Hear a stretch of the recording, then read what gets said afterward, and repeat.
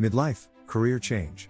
Trying to change my career, at 40, going from IT field to full-time 3D artist. It is hard, however, I not let my age impact my outlook on life. What is holding me back? It's too late, I'm too old. Lack of confidence, constantly weighing the pros and cons. Fear of failure, leave my position, my salary.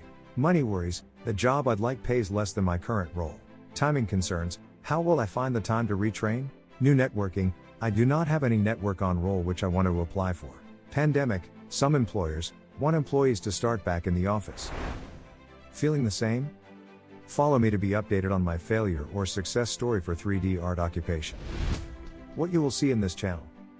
Midlife career change. Looking for work opportunities, preparation for interviews, questions for employees, red flags. Where am I now? What are my goals? Milestones?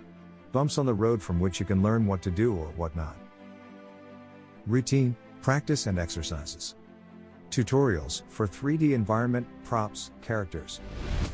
Have a question? Or just want to say hi? You can do that via social media channels.